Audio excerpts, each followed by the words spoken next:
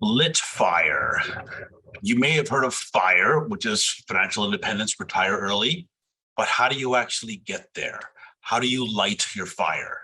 Now, this is based on life cycle investing, which is a concept, a strategy, and it's a book written by two really good university professors.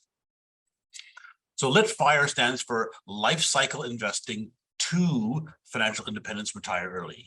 So how do you light your fire? What we're going to learn here is life cycle investing ignites fire. We're going to learn about a couple concepts: last decade risk and diversifying across time. When you are young, dollars invested is more important than rate of return. It's kind of funny when you think about it. You'll see when we go through. And the importance of a strategy. So borrowing to invest is risky, but it can reduce lifetime risk when done right as part of a strategy. So first of all, you may not have all heard of the FIRE community, but it is huge. Like one subreddit on Reddit is 1.2 million members. There's 57 million Google searches. It's actually a very large community. As a financial planner, I've written well over 1,000 financial plans for Canadians to achieve their life goals. And it used to be that people only retired in their 60s or maybe late 50s. And it's all in the last 10 years. Things have changed. Quite a lot of people are retiring early 50s. We've helped a few retire in their 40s just recently, even the odd one in their 30s, believe it or not. So you can retire. It's possible to retire early, but you really need a plan to figure out how to do that. So now, how can you light fire? Now, the people in the community mostly do it by being really frugal and investing heavily, really invest a lot. So, some of them will save 50 or even 80% of their income and invest a lot early, and then they get to retire early. They get that freedom later on in their life. You're trading in some sense. You're trying to get more time to get more freedom.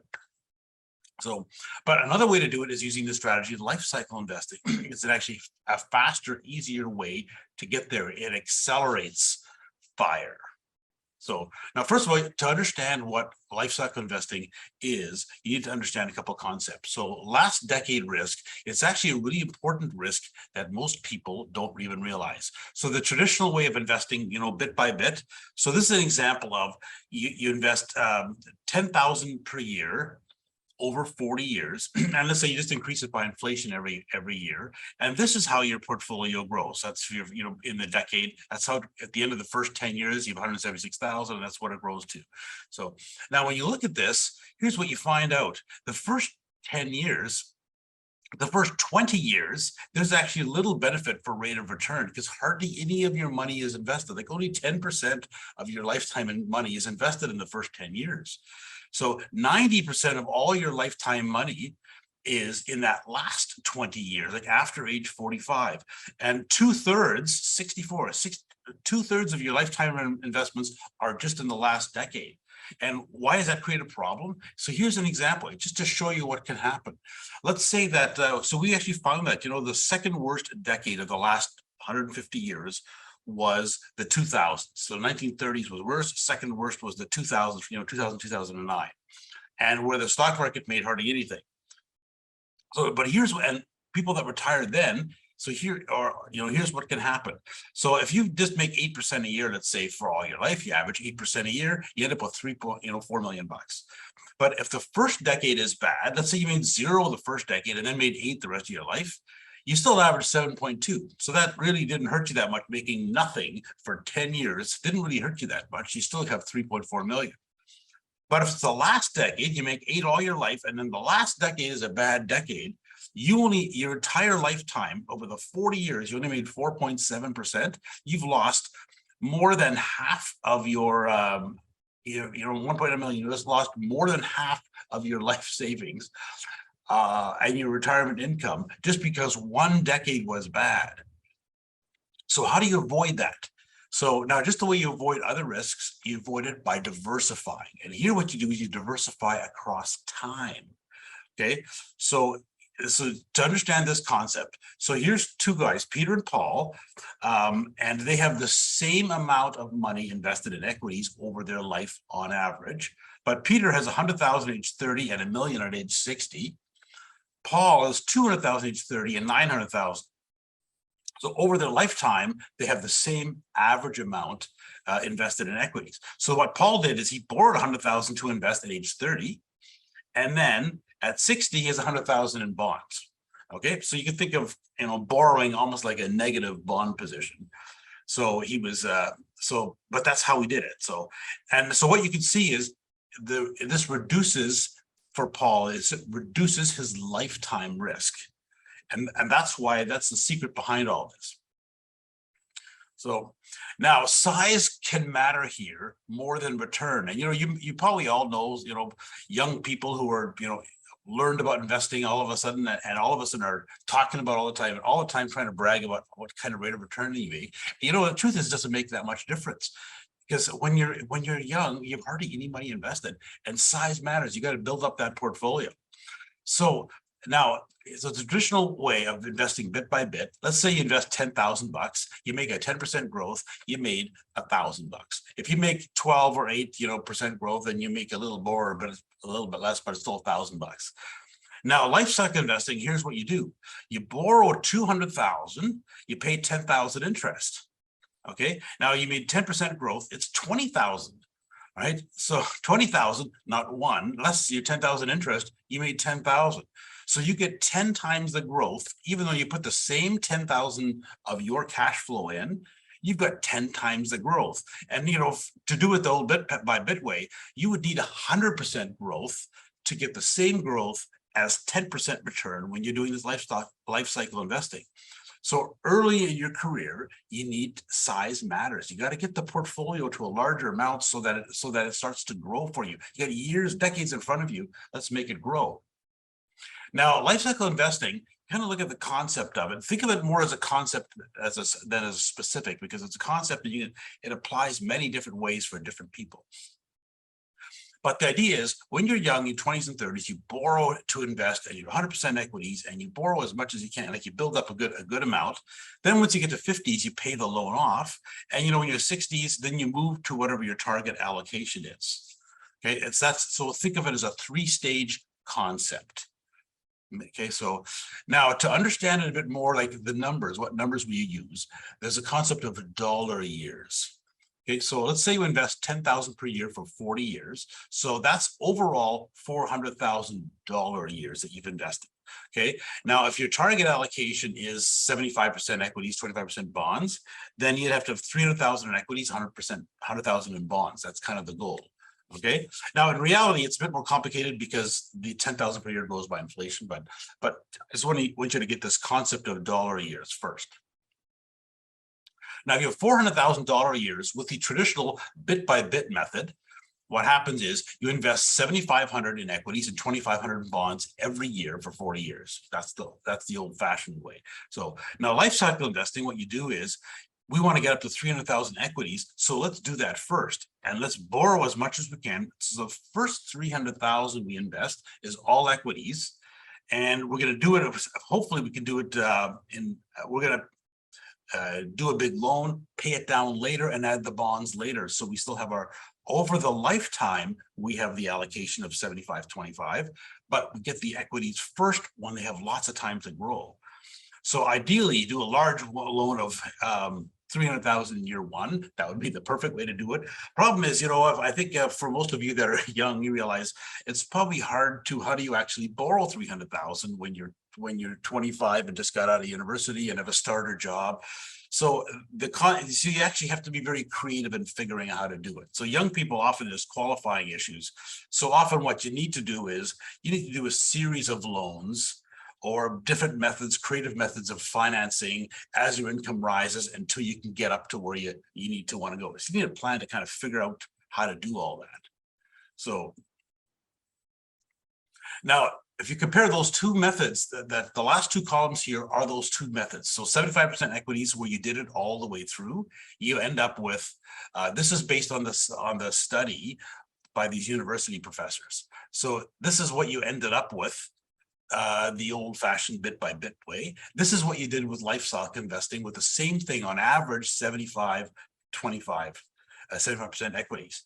So now, does this work? So you see, this was the worst case scenario, the average result, and the best case. So now the Lifecycle investing done over the last 150 years, 100% of the time, you had more money than the old-fashioned bit-by-bit method. So it's 100% success rate. It has always worked, and it's lower risk.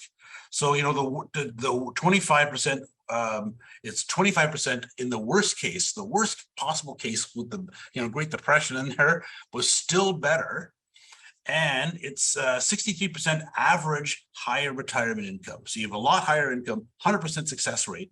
And to understand why it's, you think, well, I'm boring to invest. Is that why it's giving you this higher worst case scenario? No, remember, you're diversifying across risk, across time. So you're reducing your lifetime risk.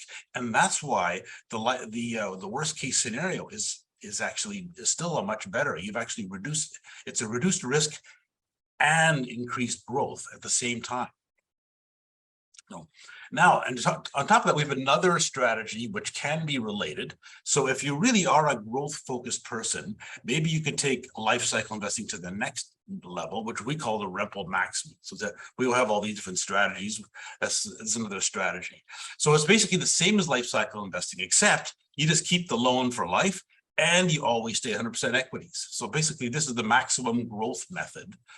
So now, here, the definition of the Rempel Maximum is you borrow the maximum without affecting your cash flow, using the same cash flow that you're doing. So you take the same cash flow that you're investing now, and instead of putting it in RSP or TFSA or wherever you're putting it, you use the cash flow to pay interest only on a loan or credit line or something. So you borrow a large amount a month to invest, and the interest payment is the amount that you invest instead of putting money in RSP or TFSA. So for example, instead of putting $2,000 a month into RSP,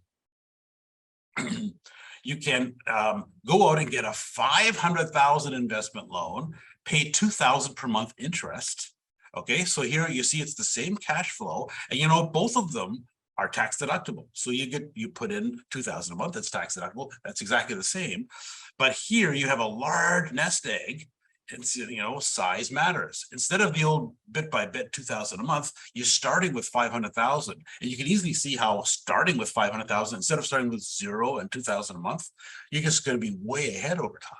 So, and really, what you're doing with this whole strategy is think of it the way you buy a house. You know, when you buy a house, you don't put your money bit by bit into a house. You go and borrow and borrow the full amount. You buy the entire house in one shot, and then you pay it off over time. And that's the life cycle investing. Rempel Maximum is the next level up where you just keep it. Now, how do you borrow to invest? How do you go out and get loans? Like, how do you do that?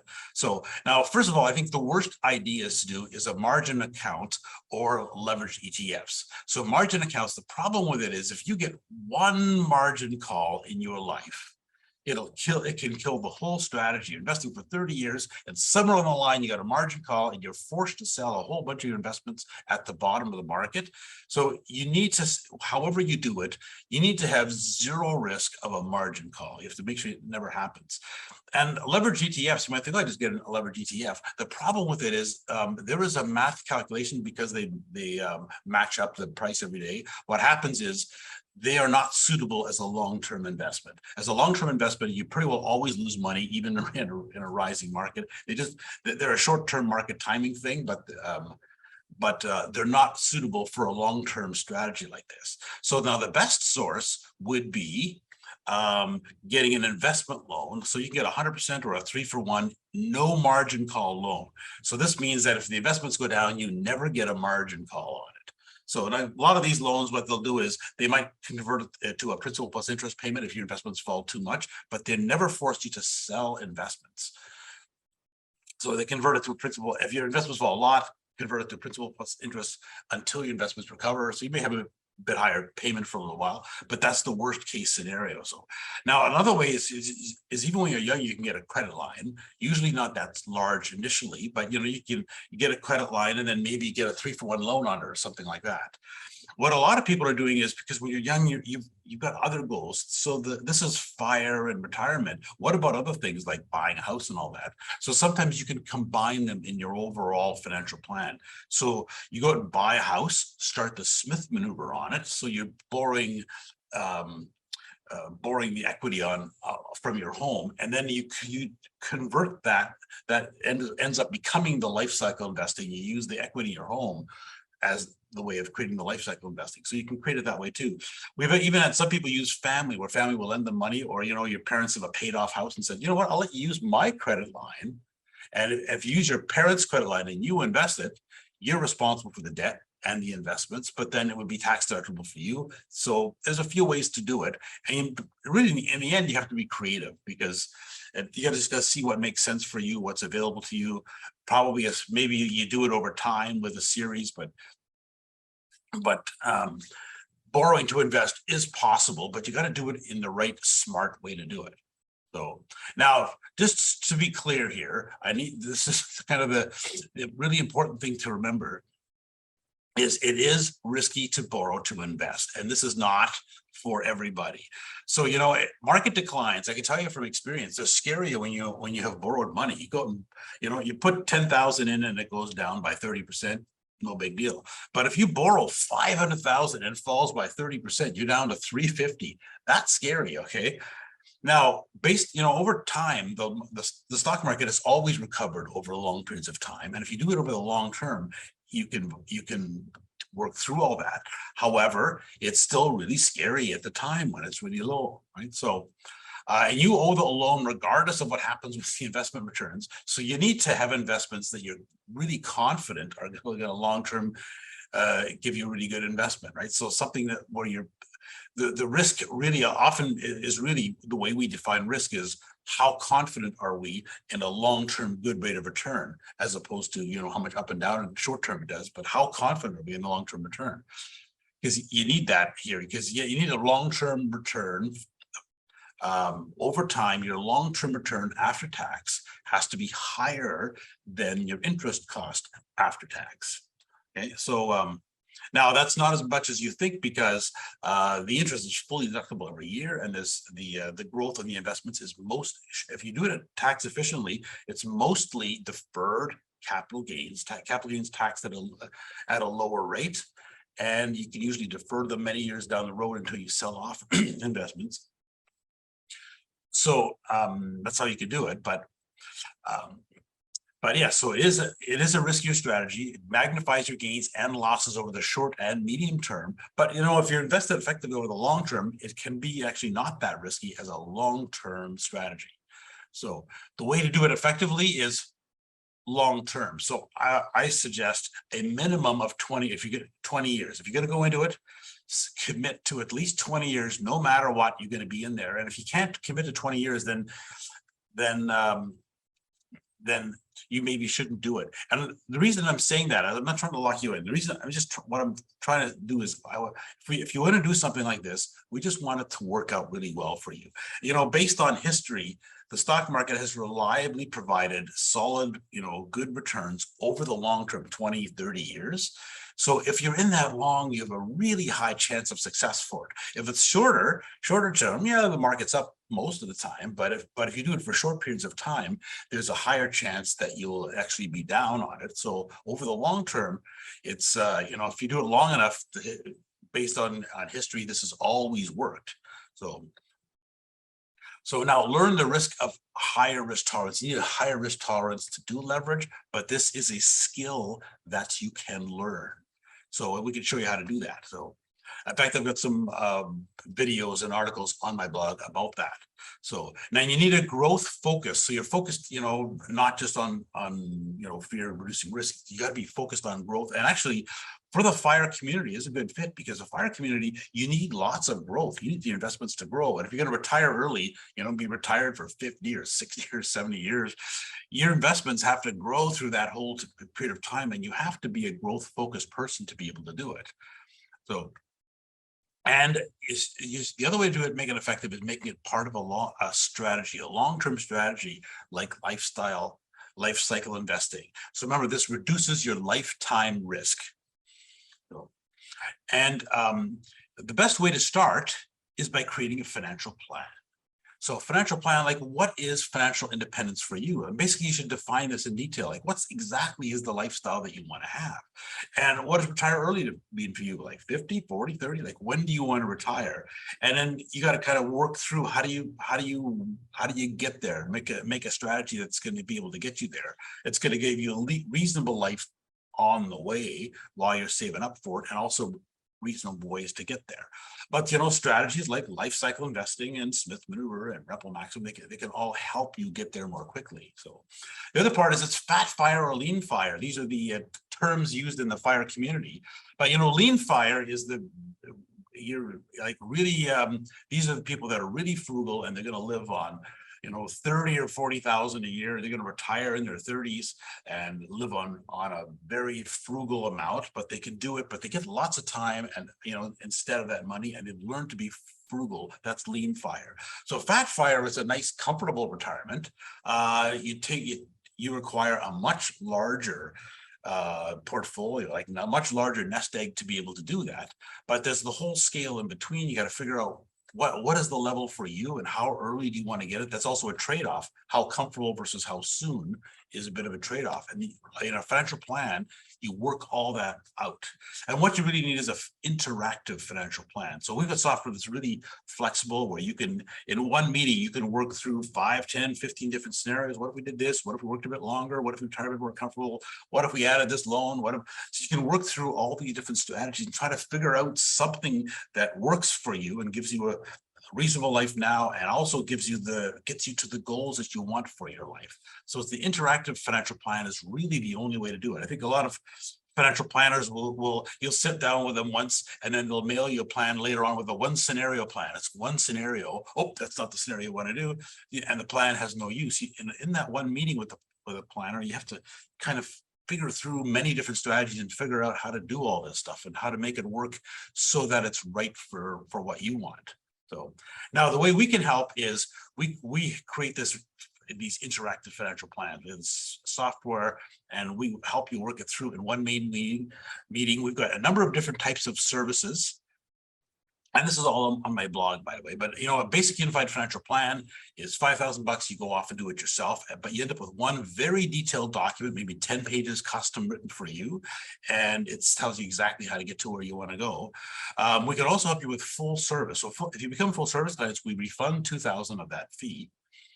And we also have what's called a plan discussion. This is if you're younger, or especially if a very simple situation, and so we're not going to write out a plan. We're just going to kind of meet and talk about it, and then you're going to become full service and work at it together. Then it's only charged $1,000. Now, a plan discussion for us means we only do it if you're going to be full service clients, and the idea is we're not going to write anything out. You just get a very short summary of actions at the end. But we have one meeting. The interactive meeting, work out all of what to do with your plan, and then instead of writing it out, we're just going to implement it together. So now, if your situation is a bit more complicated, often there's a lot of things that we need to think through, and how do we optimize this, and what if we did this, and if we're going to do all that, and you want to write it all out, a lot of times it's worth writing out too if you're doing aggressive strategies like borrowing to invest. Then it should be in a written plan, but we have a number of different services. So full service, we are there for all parts of your finances. So we help you implement the plan. We do your taxes as part of the strategy each year. It really helps us to give better advice. We do regular reviews as your life changes, and we make sure you get there. And part of it is we only take on full service clients.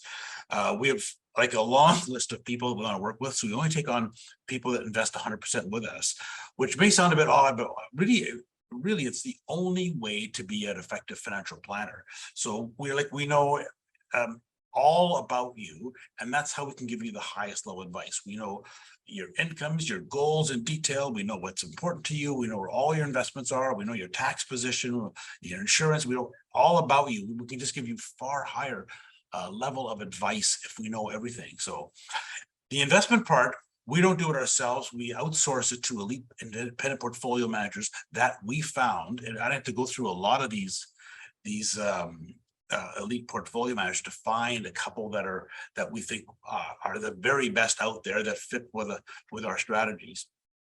So, these independent portfolio managers are the only people in the investment industry that have a fiduciary duty to do what's in your best interest. And we have two that we work with. One is an all-star fund manager. He's a portfolio manager that he goes out and finds a portfolio of the world's best investors. The other one is I call him Index Plus, but basically it's a pay for performance based on how much he beats the index. So as he pays for himself mainly based on how much he beats the index. So there's a couple of different methods. So now just to show you that we do that, above indexing investing is possible. So both of our portfolio managers we think are really exceptional. I can tell you my personal investments are 100% with our all-star portfolio fund manager, with the same fund managers we recommend for you. And this is our actual results. We've been working with him since October 2018. And that period of time, we've averaged 19.9 versus the index, the MSCI World Index 16.5. So so we beat the index by 3.5% per year after fees. And this is after all fees, including our fee. Okay, so I just wanted, but now these numbers, this was a higher than normal period of time. Like, don't get not lost in the actual number, because we're not going to make 20% a year as a long-term rate of return, and the index not going to do 16. All right, so both were higher than normal, but the point is that there are some really exceptional fund managers out there that beat the index over the long term, and so it's possible to do that. So that's how we invest. So now this is just an example of just one of our many clients and how it actually makes a difference. So this is a direct quote from a client. He says, "My wife and I have been clients of Ed since 2009. In this short time, we are well on track to our retirement goals while maintaining a comfortable living in the present. The peace of mind from knowing our financial future is secure is fantastic. Ed and his team are always available to help. Couldn't be happier." So, all right, so what we've learned today, we've learned that life cycle investing lights fire for you. It ignites it. That's how you can get there. You learn what last decade risk is and how to solve it by diversifying across time. When you're young, dollars invested is more important than rate of return. Size matters. And it's effective. The importance of being part of a strategy. So borrowing to invest can reduce lifetime risk when done right as part of a strategy. So now to learn more. So my name is Ed Rempel. My blog is Unconventional Wisdom. It's the #1 blog in Canada for a financial planner. So it's full of lots of great articles and videos that have done over the years. You can get it by edrempel.com. It's also unconventionalwisdom.ca. Remember, it's .ca, not because we're in Canada. So, but you just try to remember edrempel.com. There's a couple of tabs there. There's recent articles, but also the strategies tab shows strategies like this one, there's an article about life cycle investing and Rempel Maximum and Smith Maneuver. And so the strategies tab, the services tab has everything that we do, all of our processes, our services and fees and portfolio managers, all that kind of stuff. And you can reach us on the contact tab and just request a free 30-minute consultation. You'll talk to one of us and have a conversation to see if we're a fit to work together. And if you want to get all of my new articles and videos sent directly to you, you can subscribe to my blog and YouTube channel. Then as soon as they come out, you'll be the first ones to see them. All right. So this is how you can light your fire.